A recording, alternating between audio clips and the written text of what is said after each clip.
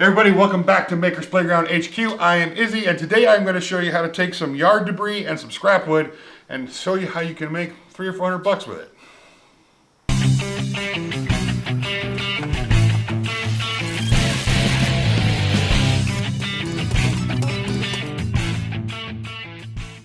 Now, one of the biggest resources is if you don't live in the desert, there's material around everywhere. People throw away, I forget the numbers, but it is a staggering number, like pounds of material that people throw away every year. Yard debris, branches, small trees, and that can actually be a pretty neat source for doing some pretty fun projects. And really, in this case, you don't need a whole lot of tools to do them. Like, start with a handsaw. So we have a bunch of small trees like this next to our driveway that need to be thinned out. Now, rather than just cutting this down and throwing it out next to the road for them to haul away, I'm going to use a lot of this stuff for upcoming projects. And to harvest this, really just all you need is a basic handsaw.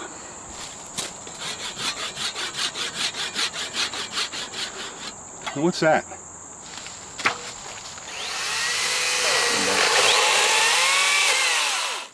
I didn't say you had to use just a basic handsaw.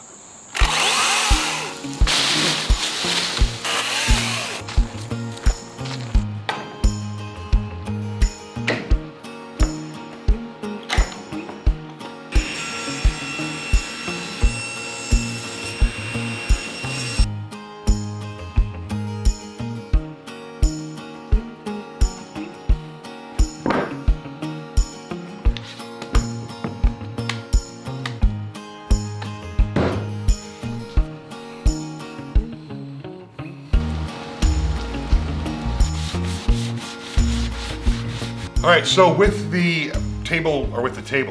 chair seat glued up, it's time to start working on what we're gonna use for the legs and the back and stuff. For that, we're gonna use branches that we harvested outside about 9 months ago. We power washed these to get the bark off. They've been drying for over 9 months and they are ready for use. And we have a special guest today that's gonna help us add a little bit of flair to this project. I have an awesome wood turner here. Daryl from Dreadnought Wood Shop is in the shop with us today, and he's brought a lathe with us, so we're gonna take full advantage. In the true spirit of smoke 'em if you got 'em. I guess we're smoking Daryl.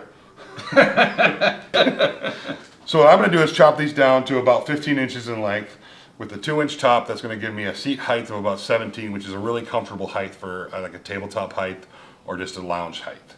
So I'm gonna cut these by hand. I'm gonna pass them off to you, and you're gonna do the damage over there on the lathe. Sound good? Sounds awesome, yeah. Okay, man. Right. Or there's, you know.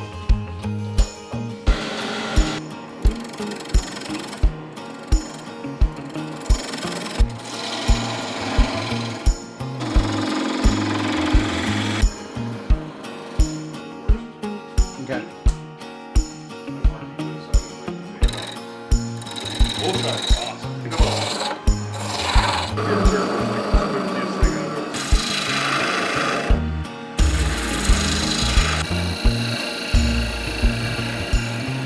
Up a little bit.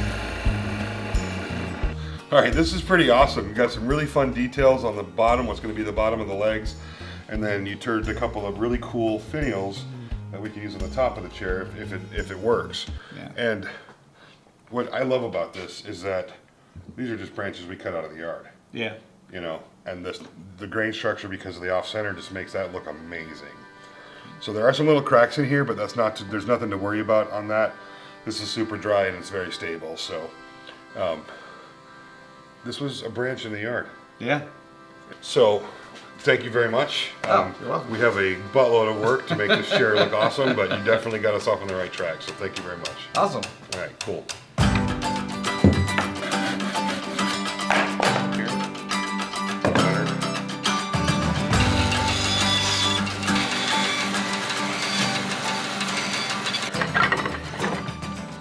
So I've got most of the parts for my chair. The seat's glued up. This is the back. Here's the legs. Here's the stretchers for the bottom. So I want to talk to you about sanding options. When it comes to sanding stuff in the round, I would be lying to you if I told you it was fun. There are some different methods. You can use an orbital sander. I will caution you, sanding stuff like this in the round with an orbital sander will eat up the Velcro pad that's on the bottom of them.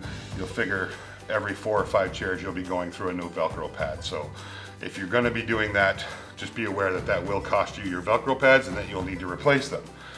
Second option is this little guy. This is a small angle drill that comes from Klingspor Woodworking. I'll put a link in the description box below. And a sanding sponge. You can see how soft that is, see that? This works really well on contoured stuff.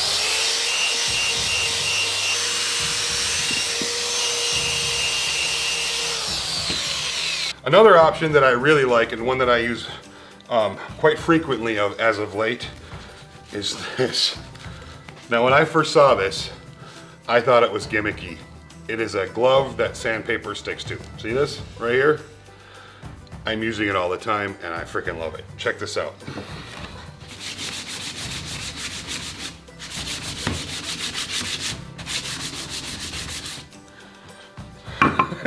Can't believe how well this actually works.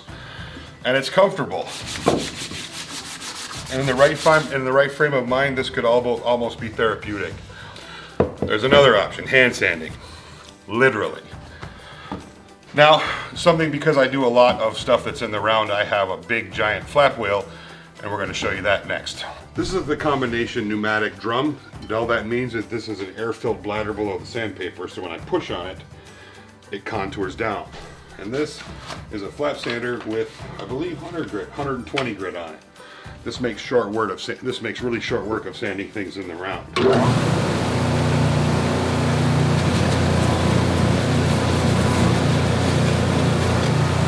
can get really aggressive like that, or you can come over here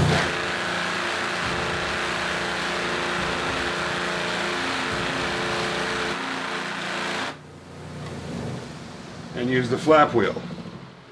Now all of these techniques are going to give you a little bit different results. The hand sanding is going to leave a little bit more of that orange, and I kind of like that look. The flap wheel will give you a little bit more orange. Using the drum sander here will go right to the quick if you want it to. So each of these techniques looks a little different when it's finished. And they all work. So you can do it by hand or with tools. It all looks good.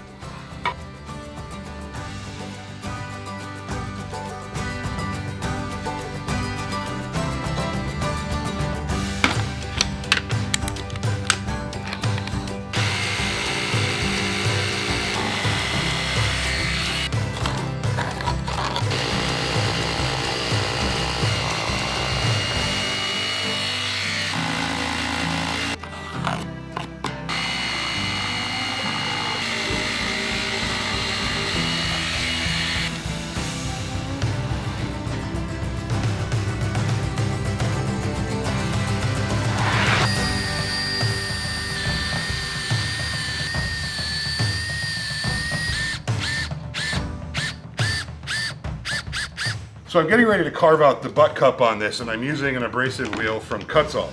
You'll notice I don't have a protective thing on here. What I do instead is, like, this came off of my drill and it actually fits really nicely on here, and it can very securely tighten that down. And that gives me a lot of control over this, and it also adds a stop. It's not perfectly safe, but it's a heck of a lot safer than using it without it, and without a protection guard on here. Always work at your own risk when you're working with hand tools. What I did earlier here was drill some depth. So these are where I want to go to depth, so I know that I have kind of a consistent cut. These are all about 5/8 of an inch deep. This is slightly deeper than these two, and then these ones are much shallower because I want that butt cup to kind of feather out. Once we get this done, we'll turn it over, shape the bottom, sand it out, and start building the thing. Start putting it all together.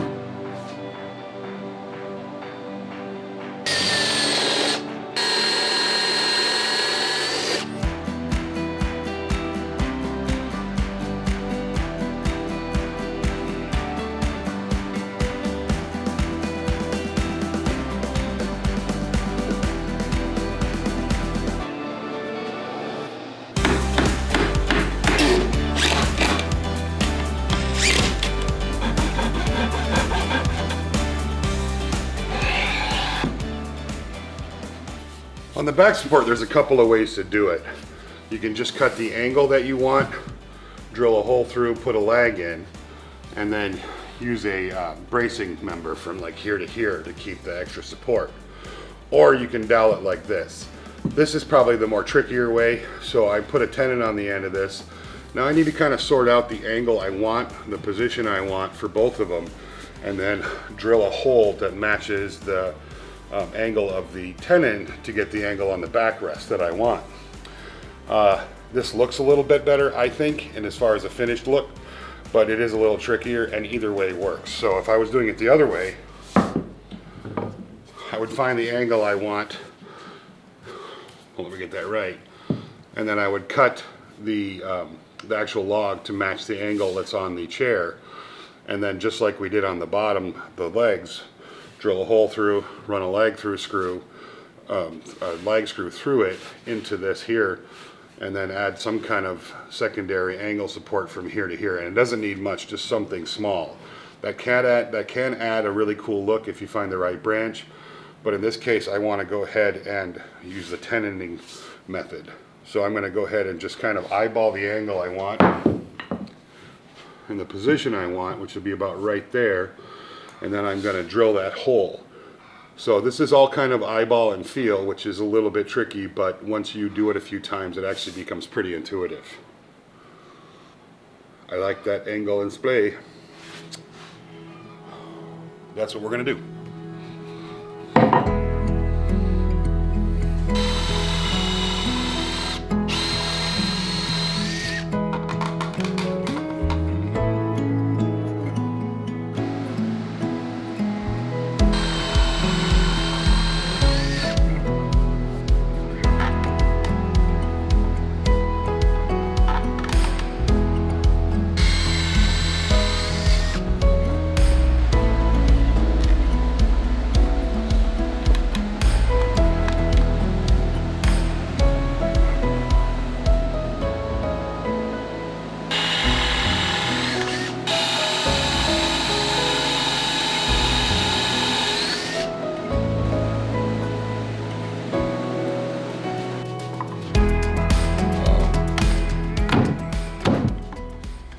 Alright, so you guys have seen me using this tenoning machine.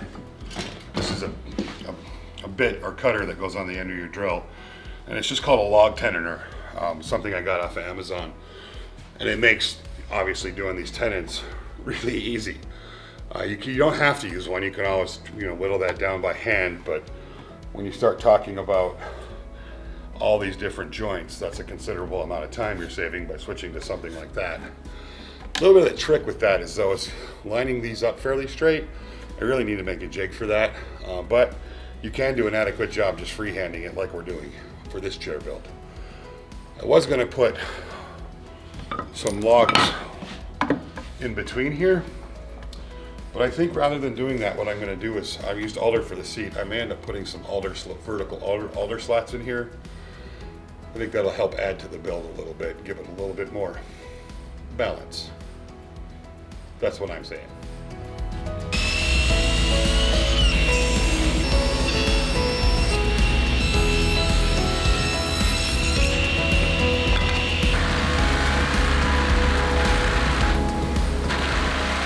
So laying these out is more or less just an eyeball thing. You can get the tape measure out if you want to, but these dimensions are not the same. The angles are different. So if you pull measurement from one side, you may end up a little bit lopsided. So it's really all about, if it looks straight, it is straight, as the great Jimmy DiResta would say.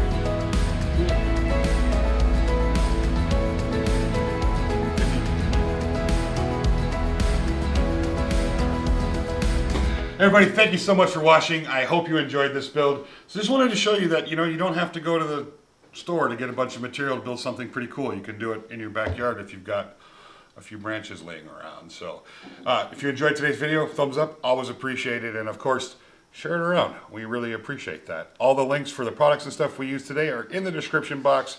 Big shout out to Dreadnought Wood Shop for his help with the balls and the finials. Much appreciated. And as always, we will see you in the next video.